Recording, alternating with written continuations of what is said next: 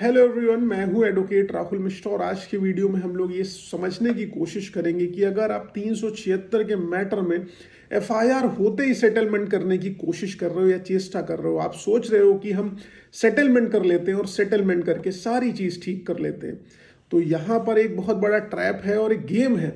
आप बुरी तरीके से फंस जाओगे। वो कैसे फंसोगे मैं आपको डिटेल में बताता हूँ, लेकिन उससे पहले मेरी रिक्वेस्ट है कि अगर आप लोग चैनल पर नए हैं, ये पहली बार आ रहे हैं या अभी तक आप लोगों ने इसे सब्सक्राइब नहीं किया तो प्लीज़ सब्सक्राइब करिएगा।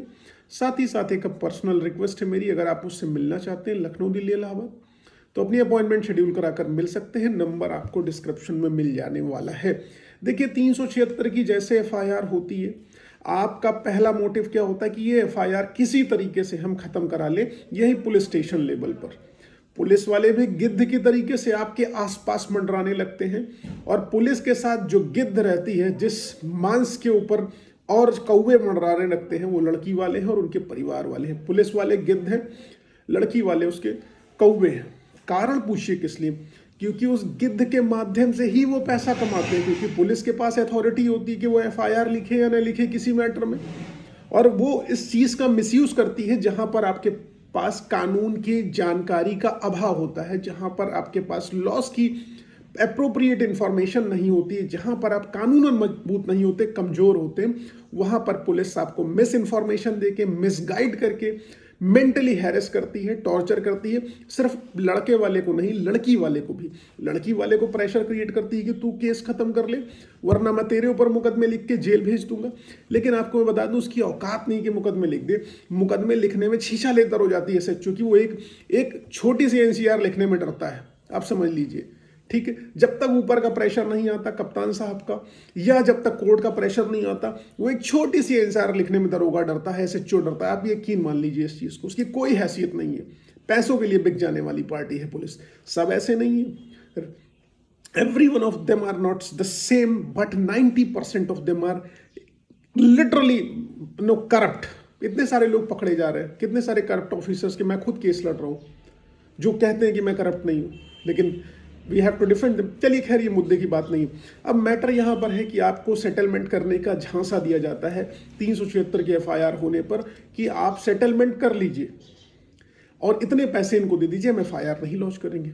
आप कहोगे हाँ यार, इनको पैसे दे देते हैं, कर लेते हैं। जहां पर पार्टी को आपसे पैसे चाहिए वो एफआईआर लिखाएगी, एफआईआर लिखा के जो है वो वहीं पर पैसे की डिमांड करेगी। आप पैसे के अरेंजमेंट में भी लग जाओगे, लेकिन जहां पर आपको सिर्फ जेल भेजना मोटिव है, जहां पर आपकी नौकरी खाना मोटिव है, जहां पर आपका कैरियर चौपट करना मोटिव है, क्योंकि पहले से कोई दुश्मनी चल रही थी, प्रॉपर्टी का विवाद चल रहा था, प्रॉपर्टी हड़पनी थी, ठीक है, मैट्रिमोनियल इशू आपके घर में चल रहा था, देवर को फंसाना था, वहां पर क्या होगा? वो कहेंगे ठीक है हम लोग सेटलमेंट कर लेंगे, ये केस वापस हो जाएगा। क्योंकि 376 का ऐसा मुकदमा है कि हाथ पांव फूल जाएंगे, जेल जाना फिक्स है, सजा होना भी फिक्स ही होता है लगभग। उस कंडीशन में क्या करेंगे? उस कंडीशन में आप कहेंगे नहीं मुझे निकलना है, वकील साहब के चक्कर में नहीं पड़ना। आपके वकील साहब लाख कहेंगे यार सेटलमेंट नहीं होता 376 में, डायरेक्ट नहीं होता, मत करो ये सब, फंस जाओगे बाद में। एंड ऑफ द डे वही होता है, आपके पास जो एफआईआर के बाद 10 से 15 दिन का टाइम पीरियड होता है, इंपॉर्टेंट टाइम पीरियड होता है, जिसमें आप अपनी एंटीसिपेटरी बेल अगर आप जाना चाहते हैं जा सकते हैं, एफआईआर क्वेश्चनिंग में अरेस्ट में जाना चाहते हैं तो जा सकते हैं, और सारी तैयारियां करके हाई कोर्ट से अरेस्ट या एंटीसिपेटरी बेल आप ले सकते हैं। उस पर आप फोकस नहीं करते। उस समय आप पुलिस के प्रलोभन में और लड़की के प्रलोभन में रहते हैं कि हाँ ये मैटर मेरा खत्म करा देंगे और हम निकल जाएंगे, ठीक है। लेकिन जब आपके 15-20 दिन बीत जाते हैं, वो लड़की अचानक से कहती नहीं हमें सेटलमेंट नहीं करना, अब तुम जेल जाओ, तब तुम वकील साहब के पास भाग के आते हो कि साहब हमें बचा लो, जेल चले जाएंगे, दरोगा कह रहा है हम जेल भेज देंगे, लड़की नहीं मान रही है, अब मैं क्या करूं? 3 दिन में कौन सी पिटीशन बन के रेडी हो जाएगी भाई साहब? कैसे जेल जाने से बच जाओगे आप? सेटलमेंट करने के चक्कर में फंसे थे। तो सेटलमेंट करने वाली पार्टी आपका क्रूशियल टाइम पीरियड वेस्ट कर देती है ऐसे मोड़ पर कि आप वहां से पीछे ना हो सको। इसलिए जैसे एफआईआर हो, सेटलमेंट बाद में सोचना। इनिशियल स्टेज पर अपनी एंटीसिपेटरी बेल या एफआईआर क्वेश्चनिंग में अगर एफआईआर झूठी है तो अपने आप को प्रोटेक्ट करने की कोशिश करो। एटलीस्ट अपनी इतनी प्रोटेक्शन कर लो कि जेल ना जाओ, बाद में बैठना अपनी पार्टी से जो भी तुम्हें सेटलमेंट करना होगा। अगर तुमको लगता है कि सेटलमेंट होता है, मेरे हिसाब से तो नहीं होता, लीगली तो नहीं होता, 376 में प्ली बार्गेनिंग का कॉन्सेप्ट नहीं है। तुमको अगर लगता है कि होता है तो करना, क्योंकि अगर आप अपना क्रूशियल टाइम पीरियड जो इंपॉर्टेंट 10 से 15 दिन का टाइम पीरियड वेस्ट कर दोगे तो आप जेल की चक्की पीसोगे, 6-8 महीने पीस के ही आओगे, कोई नहीं बचा पाएगा।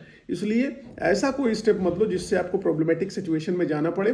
पुलिस भी पैसा खाएगी कि हम एफआईआर नहीं लॉन्च करेंगे उसके नाम पर, विवेचना हल्की कर देंगे उसके नाम पर, हम तुम्हारा बेल में अपोज नहीं करेंगे उसके नाम पर, लड़की कहेगी हमने एफआईआर लिखा दी 164 का स्टेटमेंट नहीं देंगे उसके नाम पर, चीफ में बदल जाएंगे उसके नाम पर, ठीक है, स्पंज रिपोर्ट लगवा देंगे, एफआईआर लगवा देंगे, हम हॉस्टाइल हो जाएंगे। इन सब चीजों के नाम पर पुलिस और लड़की दोनों पैसे खाएंगी, लेकिन end of the day you will not get anything.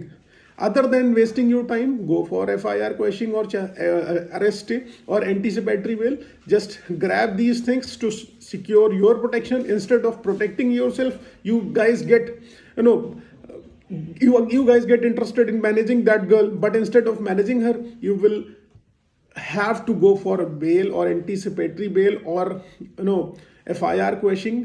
अगर ये नहीं करते हो तो आप फंस जाओगे और बाहर नहीं आ पाओगे, ये ऑनेस्टली मैं बता रहा हूँ। बाकी करना ना करना आपकी मर्जी। उम्मीद है इससे कुछ ना कुछ आपको जानकारी मिलेगी, हेल्प मिलेगी। अगर ऐसा है तो वीडियो को लाइक शेयर सब्सक्राइब करना।